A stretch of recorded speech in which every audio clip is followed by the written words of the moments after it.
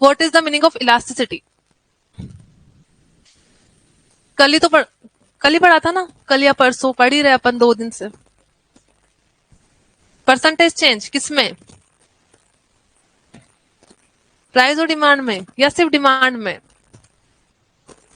आप बताइए। इलास्टिसिटी का मतलब तो होता है फ्लेक्सिबिलिटी, और फ्लेक्सिबिलिटी हम किसकी देख रहे हैं? डिमांड की। दैट मीन्स डिमांड फ्लेक्सिबल है, दैट मीन डिमांड चेंज होती है, क्योंकि डिमांड अपने आप में डिपेंडेंट फैक्टर है जो कि अदर फैक्टर्स पे डिपेंड करता है। अदर फैक्टर्स में हमें 3 फैक्टर्स देखने थे जिसके ऊपर डिमांड डिपेंड करता है। वैसे तो हमने बहुत सारे देखे थे, लेकिन इलास्टिसिटी सिर्फ हम नहीं 3 नहीं 4, हमारे 4 है। कौन कौन सी? सबसे पहले हम देखेंगे प्राइस इलास्टिसिटी। प्राइस इलास्टिसिटी क्या बताता है? प्राइस में चेंज जाने पर डिमांड में कितने % से चेंज होगा।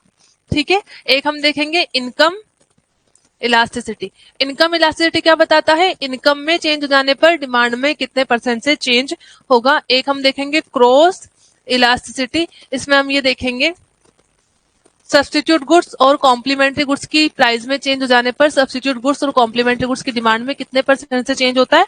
और लास्ट हम क्या देखेंगे? Advertisement elasticity.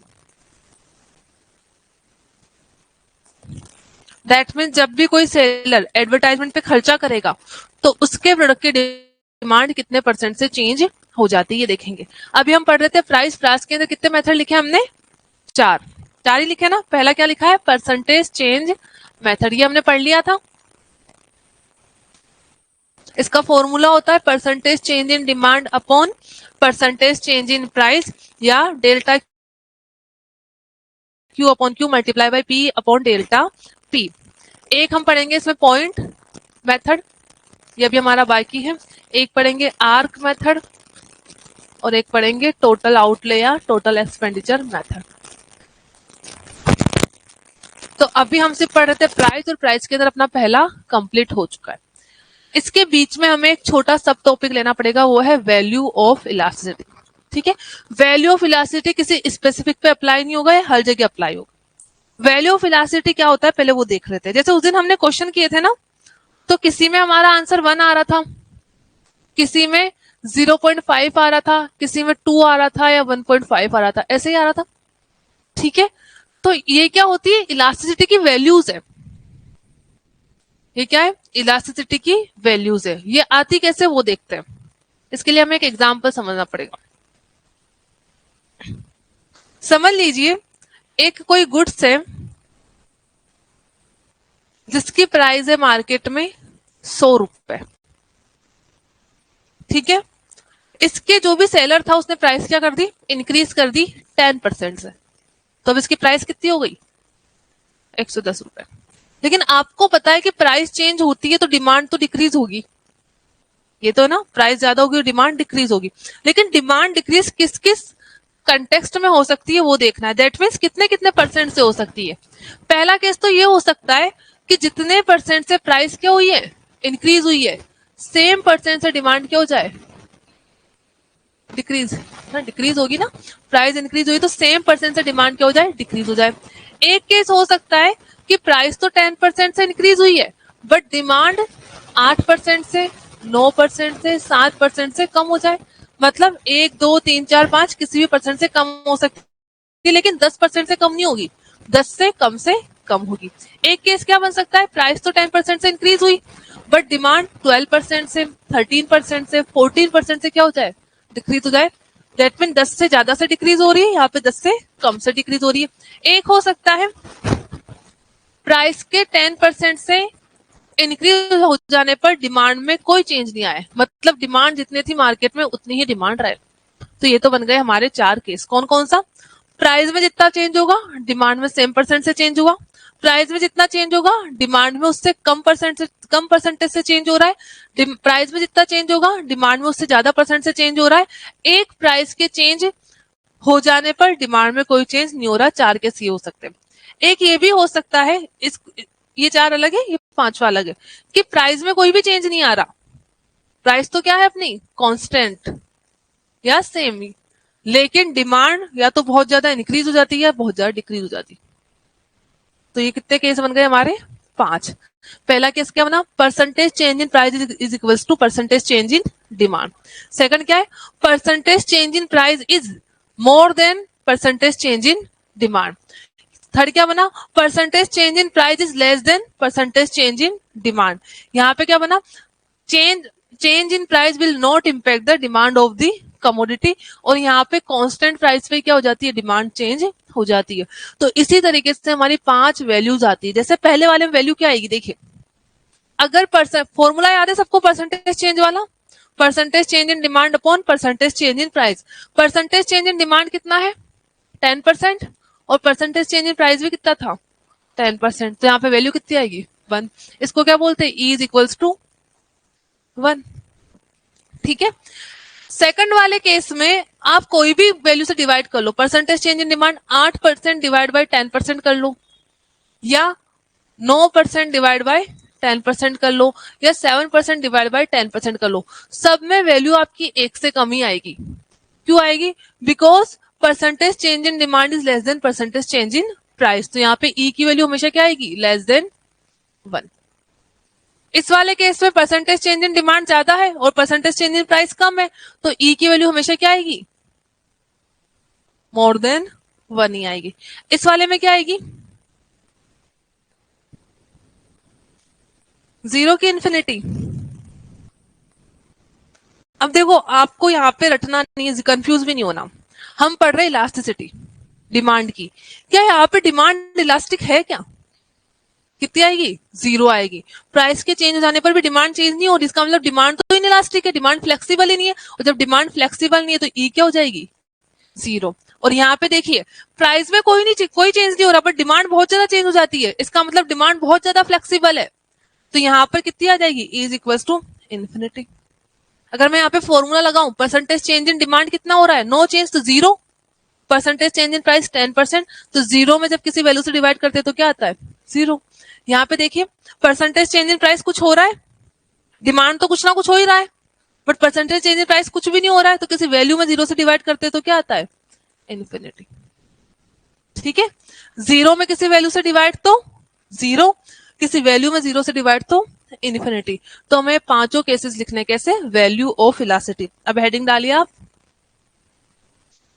Percentage change method के बाद ही लिखना है वैल्यू ऑफ इलास्टिसिटी। टेबल में फॉर्म में लिखना है आपको, ठीक है।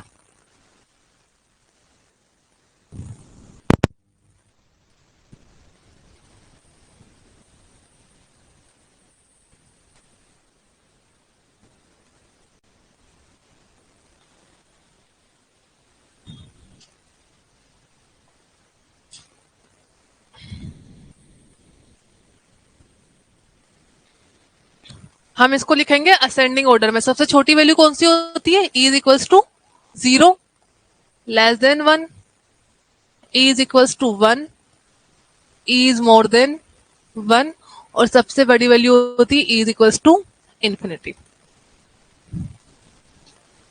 ठीक है, इसका दूसरा नाम और है परफेक्टली इन इलास्टिक, क्योंकि ये वैल्यू चेंज ही नहीं हो रही। इतना लेट कैसे हो गया आप, अच्छा बैठो, जल्दी निकला करो आप घर से। परफेक्टली इन इलास्टिक, इसको क्या बोलेंगे, रिलेटिवली इलास्टिक।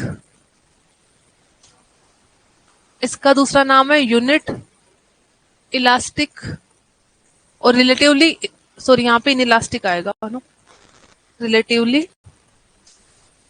इन इलास्टिक, क्योंकि लेस देन 1 है ना, डिमांड कम फ्लेक्सिबल है, और इसको सिर्फ इन इलास्टिक भी बोल सकते हैं। इसको बोलेंगे रिलेटिवली इलास्टिक, और इसमें आएगा परफेक्टली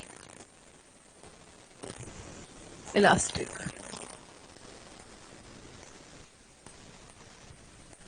ठीक है, तो इनके एक और नाम है और सारे नाम लिख लेते हैं।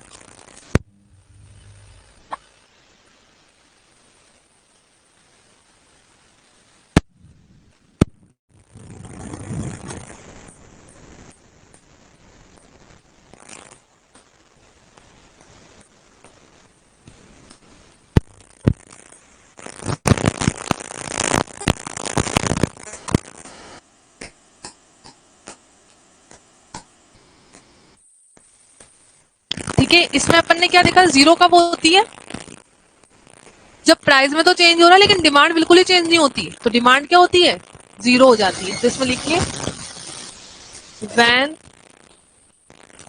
There is no change in demand, there is no change in demand due to change in price. Price में कितना भी चेंज हो जाए डिमांड में चेंज नहीं है। तो इसको हमें कर्व के थ्रू दिखाना पड़ेगा कि कर्व कैसे बनेगा इसका।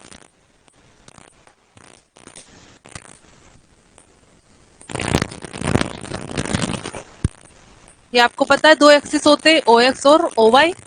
एक्स एक्सिस पे क्या दिखाते हैं हम, क्वांटिटी, मैंने बता भी रखा है पी क्यू, ऐसे याद रखना है आपको, पहले पी आता है फिर क्यू आता है। ठीक है, तो यहाँ पे हमें दिखाना है क्या, E is equal to zero का कर्व कैसे बनेगा, बताइए कैसे बनेगा। एक्स के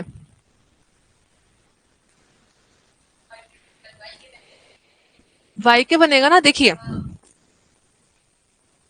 अब देखिए, यहाँ पे मैंने कोई क्वांटिटी दिखा रखी है और यहाँ मैंने प्राइस दिखा रखी है, तो प्राइस तो कितनी भी चेंज हो जाए क्वांटिटी चेंज नहीं होगी, यही लिखा है हमने। तो जब क्वांटिटी चेंज नहीं होगी तो मुझे क्वांटिटी को कांस्टेंट बनाना पड़ेगा, तो यहाँ पे क्वांटिटी कांस्टेंट हो गई। ये कर्व क्या दिखा रहा है, भले ही आपकी प्राइस यहाँ पे है तब भी क्वांटिटी यही रहेगी, भले ही इतनी प्राइस हो जाए तब भी इतनी रहेगी, इतनी हो जाए तब भी इतनी रहेगी, और इंक्रीज हो जाए तब भी इतनी रहेगी। दैट मीन्स प्राइस के इंक्रीज या डिक्रीज होने का इम्पैक्ट डिमांड पे पड़ ही नहीं रहा है, डिमांड क्या है, कांस्टेंट। ठीक है, इसमें आप परसेंटेज चेंज वाला फॉर्मूला भी लगा सकते हो, percentage change in demand upon percentage change in price. Percentage change in demand कुछ हो रहा है जीरो, और परसेंटेज चेंज इन प्राइस कुछ ना कुछ हो रहा है, तो जीरो में किसी वैल्यू से डिवाइड करते हैं तो क्या आता है, जीरो आता है। ठीक है, तो that means E is equal to zero का कर्व कैसे बनता है, parallel to O Y axis. इसको क्या बोलते हैं हम, वर्टिकल कर्व। ऐसे ही पूछा जा सकता है कि वर्टिकल कर्व की इलास्टिसिटी क्या होती है, इसको क्या बोलते हैं, वर्टिकल या parallel to O Y axis.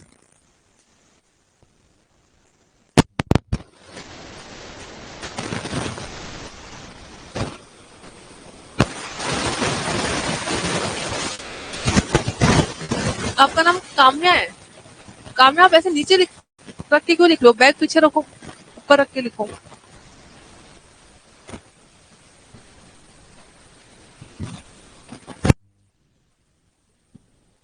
ठीक है, तो इसको वर्टिकल कर्व भी बोलेंगे या पैरेलल टू ओवाई एक्सिस बोलेंगे।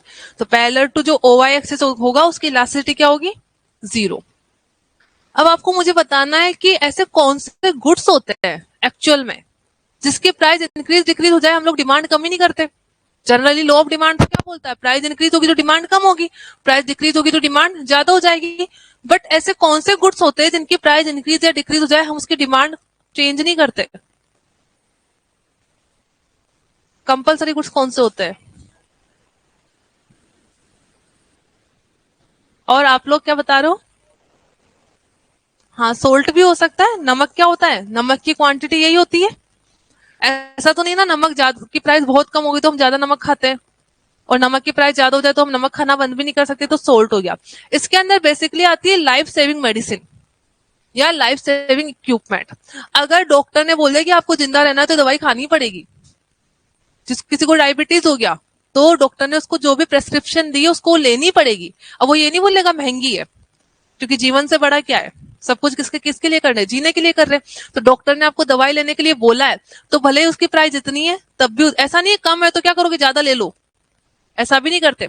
डॉक्टर ने जितनी बोली उतनी कंज्यूम करोगे, कम होंगे तब भी उतनी कंज्यूम करनी है, ज्यादा प्राइस हो जाएगी तब भी उतनी कंज्यूम करनी है। तो यहाँ पे लाइफ सेविंग मेडिसिन आ सकता है, इक्विपमेंट आ सकता है और सोल्ट आ सकता है, जिसकी प्राइस इंक्रीज डिक्रीज हो जाने पर उसकी क्वांटिटी डिमांडेड पे कोई भी इम्पैक्ट नहीं पड़ेगा।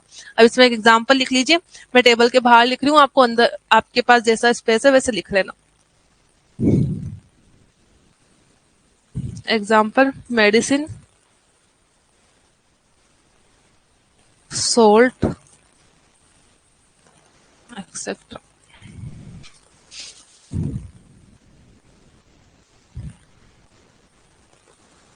इनइलास्टिक में क्या था? When percentage change in demand is less than percentage change in price. Less than demand change हो रही है because demand क्या है? Inelastic है, inflexible है. When percentage change in demand is less than percentage change in price. इसको भी हमें कर्व के थ्रू बताना पड़ेगा कि इसका कर्व कैसा बनेगा.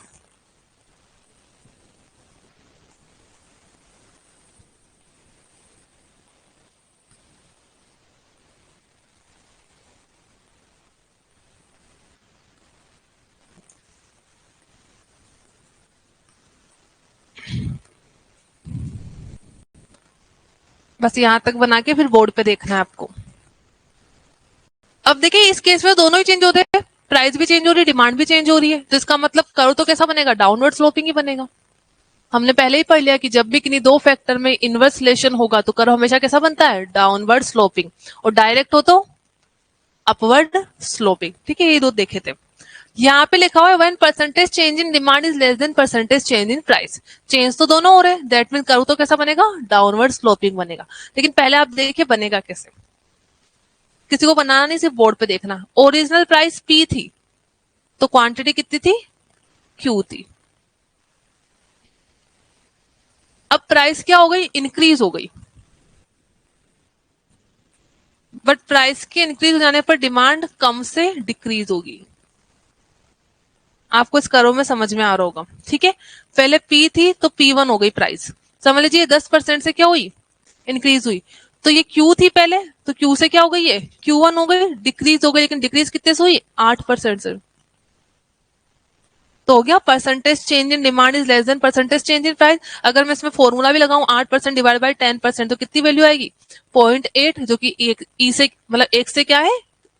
एक से कम है. ठीक है, इसको क्या बोलते हैं? ई इज लेस देन 1. अब यहाँ पे हमें कर्व बनाना है तो दोनों पॉइंट को कनेक्ट कर दूं.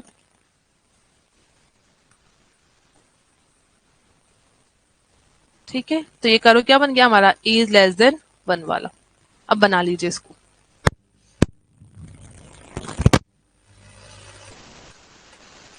ध्यान रखना है कितना कहाँ पे इंक्रीज ज्यादा हुआ है, कहाँ पे कम हुआ है. प्राइस ज्यादा से चेंज हुई है लेकिन डिमांड कम से डिक्रीज हुई है प्राइस की चेंज जाने पर.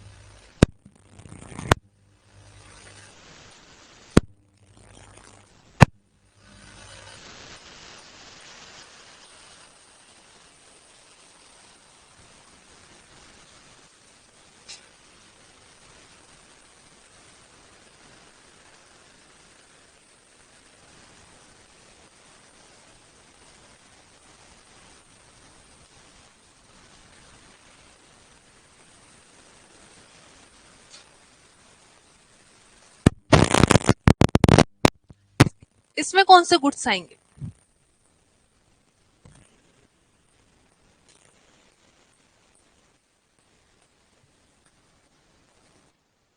मतलब ऐसे कौन से गुड्स होते हैं जिनकी प्राइस इंक्रीज हो जाने पर हम उसकी डिमांड बहुत ज्यादा कम नहीं कर सकते? इसका मतलब ये गुड्स कंज्यूम करना हमारी जरूरत है. और जो चीज हमारी जरूरत है वो क्या? हमारी बेसिक नीड्स के अंदर आता है. तो यहाँ पे कौन से आएंगे? बेसिक नीड्स वाले गुड्स. जो भी चीज हम खाते हैं ना रोज, जैसे गेहूं के आटे की रोटी खाते हैं, वो इसके अंदर आएगा. मिल्क इसके अंदर आ जाएगा. फूड वाले सारे आइटम यहाँ पे आ जाएंगे. वेजिटेबल वाले सारे इसके अंदर आ जाएंगे. तो नेसेसिटीज वाले गुड्स सारे कहाँ पे आएंगे? यहाँ पर आ जाएंगे. तो इसमें एग्जाम्पल लिखिए.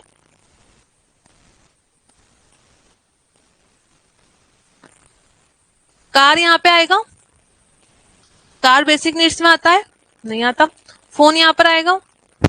आजकल आ सकता है. बिना फोन के बता दो कौन है बिना फोन के क्लास में? फोन आजकल तो बेसिक नीड्स में ही आ चुका है. ठीक है,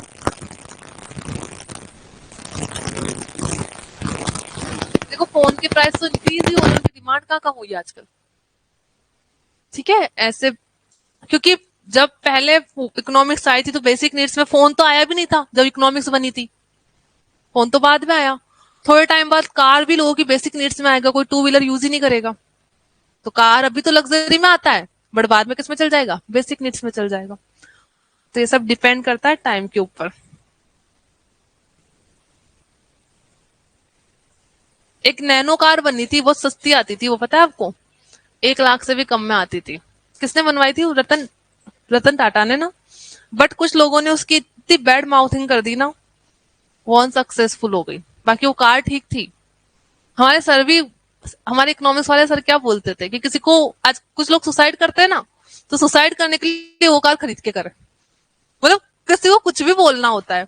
वो कार अच्छी थी मिडिल क्लास के लिए, जो लोग 4 व्हीलर भी चाहते हैं और जो वो दूसरी कार अफोर्ड नहीं कर सकते। लेकिन उसकी बैड पब्लिसिटी इतनी की गई कि वो कार ही क्या हो गई, फेल हो गया वो डिसीजन। क्योंकि फिर जो दूसरे कार मैन्युफैक्चरर थे उनको नुकसान हो रहा था। चलो, यूनिट इलास्टिक। यूनिट इलास्टिक में क्या आएगा, जितना परसेंटेज चेंज इन डिमांड होगा सेम परसेंट, सॉरी, जितना परसेंटेज चेंज इन प्राइस होगा सेम परसेंट से डिमांड चेंज होगी। अगर प्राइस 10% से इंक्रीज होगी तो डिमांड भी 10% से डिक्रीज हो जाएगी। अगर प्राइस 10% से डिक्रीज होगी तो डिमांड भी 10% से इंक्रीज हो जाएगी। जब दोनों में सेम प्रोपोर्शन से चेंज होगा तो उसको हम क्या बोलते हैं, यूनिट इलास्टिक। इसमें लिखिए, व्हेन परसेंटेज change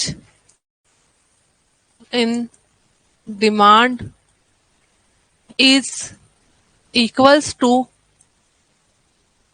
percentage। इसका कर्व आप अपने आप भी बना सकते हो, एक बार अपने आप बना के बताओ। बस यहाँ पे हमने 10% से इंक्रीज किया था, यहाँ पे 10% से ही सेम डिक्रीज होगा।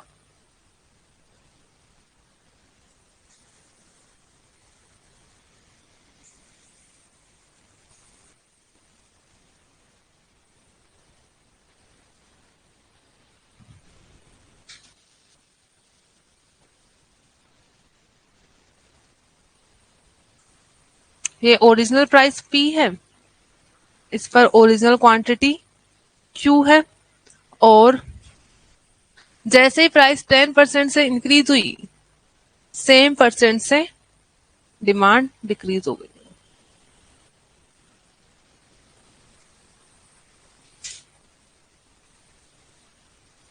P से P1 हुआ 10%, तो ये Q, ये ओरिजिनल Q था, Q से Q1 हुआ 10%।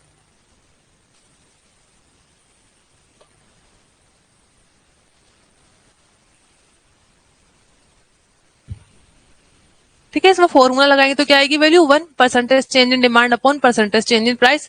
10% डिवाइड बाई 10% कितनी आएगी वैल्यू महक, 1। इसमें कौन से गुड्स आते हैं,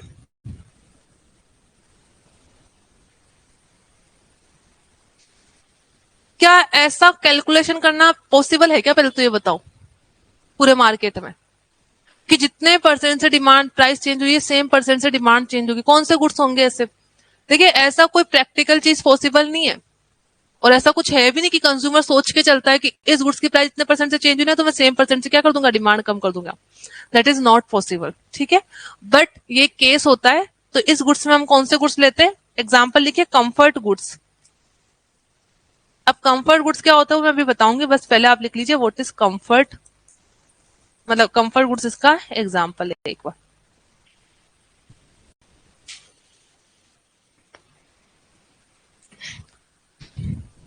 कंफर्ट गुड समझेंगे इस वाले को लिखने के बाद, तीनों को रिलेट करके पढ़ेंगे। इसमें क्या आएगा, when percentage change in price is less than percentage change in demand. Demand ज्यादा परसेंट से चेंज हो रही है प्राइस के कंपैरिजन में। व्हेन परसेंटेज चेंज इन, अपने सब जगह डिमांड पहले लिखा है ना तो डिमांड ही लिखेंगे। When percentage change in demand is more than percentage change in price.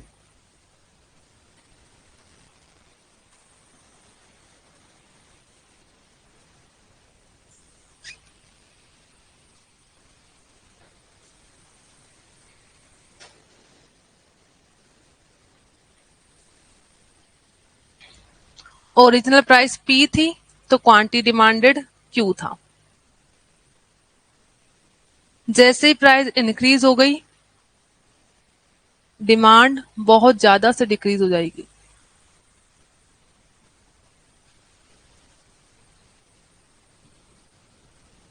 ठीक है, ये P थी तब ये क्वांटिटी डिमांडेड Q था, ये P1 हो गई तो ये Q1 हो गया। ये 10% से इंक्रीज हुई थी तो यहाँ पे 15% से डिक्रीज हो गई।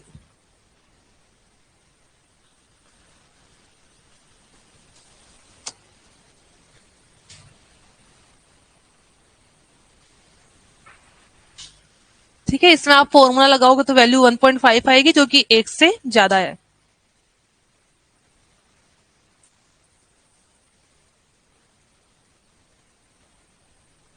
इसके एग्जाम्पल क्या होंगे? एग्जाम्पल इसके होंगे लग्जरी गुड्स।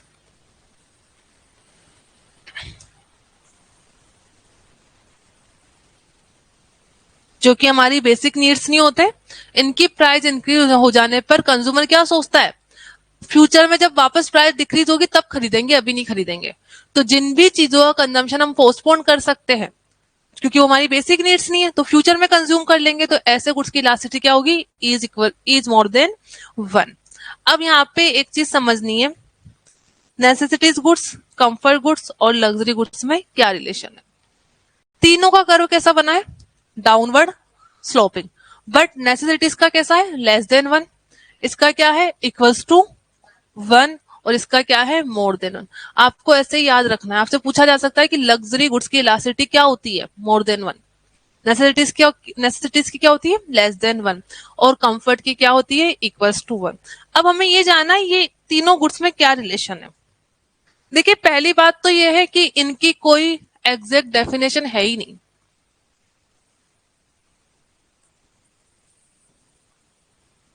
क्योंकि ये लो नहीं है। लो होता है तो हर जगह हर टाइम पे एप्लीकेबल होता है, but this is not low.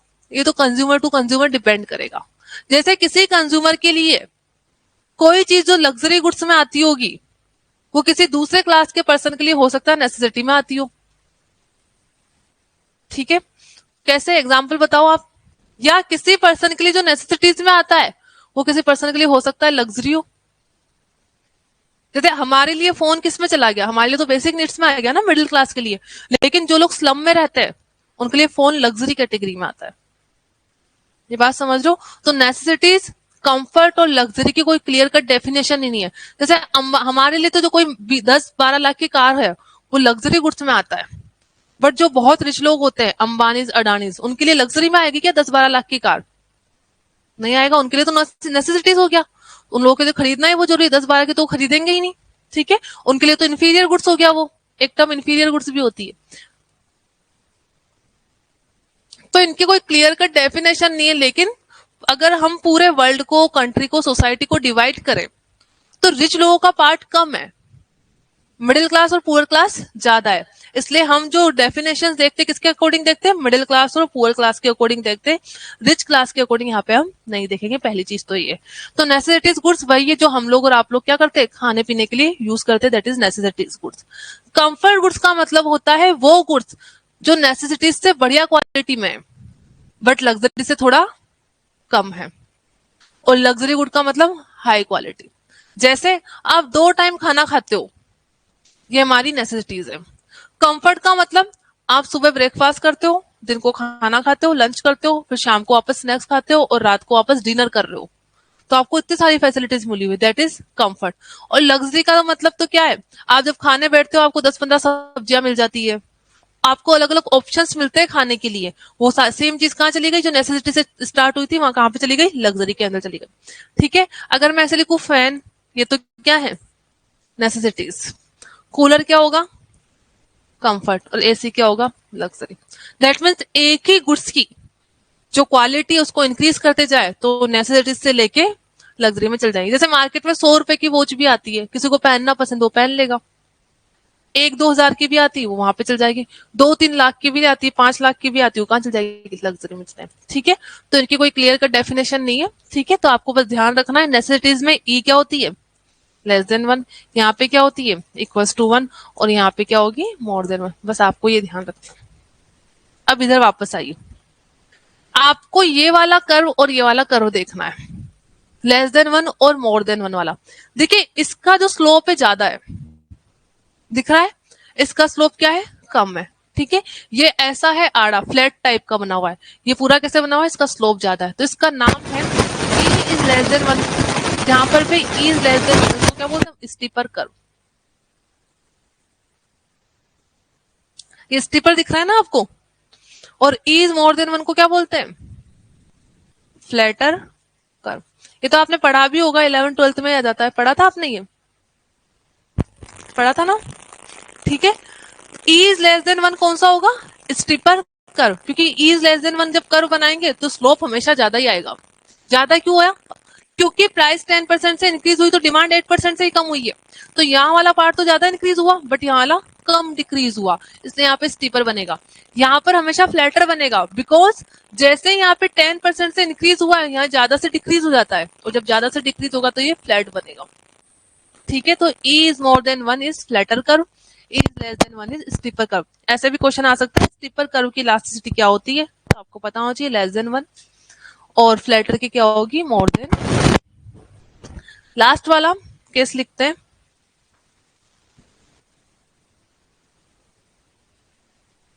when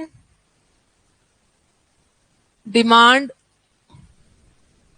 change from 0 to infinity।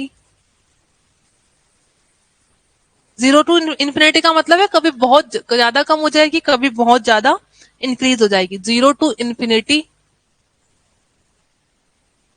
irrespective of change in price। Price में कोई चेंज नहीं हो रहा है बट डिमांड बहुत ज्यादा इंक्रीज और डिक्रीज हो जाती है।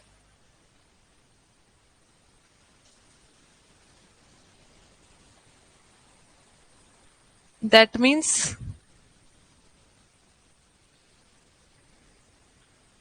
Means price is constant.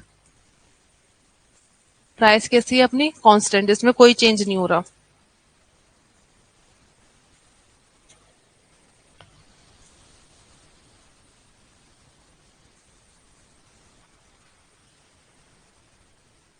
यहां पे कैसा कर्व बनेगा, प्राइस में चेंज नहीं हो रहा तो प्राइस कांस्टेंट रखनी है, प्राइस कांस्टेंट हो गई, ठीक है। आप क्यू क्वांटिटी खरीदो तब भी प्राइस ये है, या जब प्राइस पी थी तब क्यू क्वांटिटी खरीदते थे, पी प्राइस पे Q1 खरीदते हो और पी प्राइस पे ही Q2 खरीदते हो, या इन्फिनिटी पे भी चल जाते हो। तो यहाँ पे प्राइस में चेंज तो नहीं हो रहा है बट क्वांटिटी में बहुत ज्यादा चेंज हो रहा है। इसको कौन सा कर्व बोलेंगे हम, हॉरिजॉन्टल कर्व। और ये किसके पैरेलल है, एक्स एक्सिस के पैरेलल टू ओ और एक्स एक्सिस।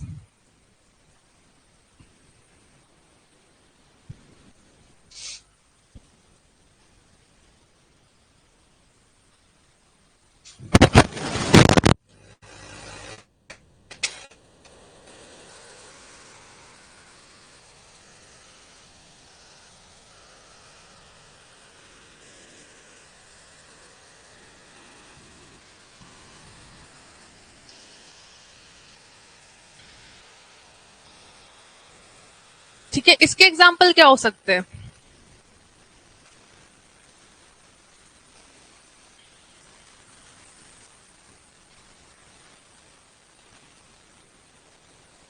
क्या बताइए, ऐसे कोई गुड्स होते भी है क्या कि जिसकी प्राइस तो कांस्टेंट है, फिर हम उसकी कभी बहुत ज्यादा क्वांटिटी खरीद लेते हैं, बहुत कम खरीद लेते हैं कभी,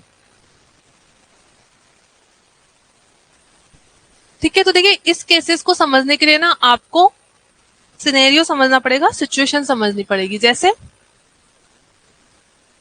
पहले विंटर था और अभी अचानक समर आया, और आपको पता है जब लॉ ऑफ डिमांड पढ़ते हैं, कोई भी कंसेप्ट पढ़ते हैं, तो हमें अदर फैक्टर्स को कांस्टेंट मानना पड़ता है, ठीक है। अभी यहाँ पे हमने किसको कांस्टेंट मानना है, प्राइस क्या है कांस्टेंट। तो लेकिन हो सकता है ना अदर फैक्टर में चेंज हो रहा हो, जैसे एसी की डिमांड विंटर में तो नहीं थी, समर में एसी की डिमांड इंक्रीज हो गई, तो प्राइस तो उतनी है, समझिए प्राइस तो उतनी है, लेकिन अचानक सीजन चेंज होने से, क्लाइमेटिक कंडीशन चेंज हो जाने से किसी कांस्टेंट प्राइस पे किसी चीज की डिमांड अचानक क्या हो सकती है, इंक्रीज हो सकती है। जैसे अभी शादियों का सीजन है, इससे पहले जो भी ये वेडिंग वेन्यूज थे उनकी डिमांड नहीं थी, ठीक है, उस टाइम भी समझ लीजिए उतना ही प्राइस पे ऑफर कर रहे थे और अभी भी सेम प्राइस पे ऑफर कर रहे हैं, लेकिन अचानक से वेडिंग का जो सीजन होता है उसके इंक्रीज हो जाने से उन वेन्यूज की डिमांड क्या हो गई, इंक्रीज हो गई। तो जब प्राइस कांस्टेंट है और डिमांड इंक्रीज या डिक्रीज हो रही, इसका मतलब अचानक से किसी अदर फैक्टर में चेंज आया होगा, इसलिए कांस्टेंट प्राइस पे क्या हो रही है, डिमांड चेंज हो रही है। जैसे प्रॉपर्टी की मैं बात करूं, रियल एस्टेट सेक्टर की बात करूं, ठीक है, इसमें फ्लक्चुएशन होता है, लेकिन हम अज्यूम करते हैं, समझ लीजिए अभी भी प्रॉपर्टी के प्राइस क्या है, कांस्टेंट है, लेकिन कांस्टेंट प्रॉपर्टी के प्राइस पे भी देखना प्रॉपर्टी की डिमांड हमेशा हाई रहेगी। दैट मीन जिन चीजों को हम इन्वेस्टमेंट पर्पज से खरीदना चाहते हैं वहां पर प्राइस कांस्टेंट रहने के बावजूद भी डिमांड क्या होगी, इंक्रीज होगी। गोल्ड के प्राइस कम होते हैं, ज्यादा होते हैं, लेकिन डिमांड हमेशा क्या बनी रहती है, हाई बनी रहती है। दैट मीन अगर कांस्टेंट प्राइस रहेगी उस पर कभी लोग क्यू खरीदेंगे और कभी क्यू1 खरीदेंगे, शादियां स्टार्ट होती है तब गोल्ड की डिमांड क्या हो जाती है, इंक्रीज हो जाती है, और जब ऑफ सीजन होता है तो वापस गोल्ड की डिमांड क्या हो जाती है, कम हो जाती है। दैट मीन्स प्राइस के कांस्टेंट रहने पे डिमांड बहुत कम और ज्यादा हो रही है, इसका मतलब अदर फैक्टर्स में चेंज हो रहा होगा। यहाँ पे लिख लीजिए एग्जाम्पल, आप बताइए इसमें क्या एग्जाम्पल लिखे, पहले तो लिखिए सीजनल डिमांड, ऐसे भी लिख सकते हो, सीजनल डिमांड ऑफ गुड्स लिख दो, या goods purchase for investment purpose.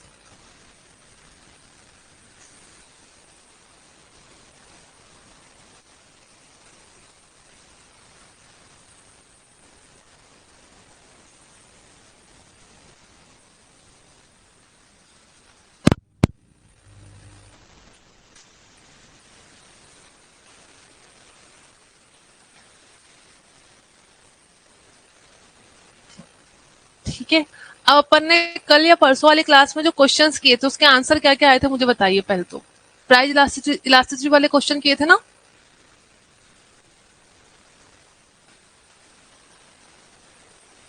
या किए तो थे?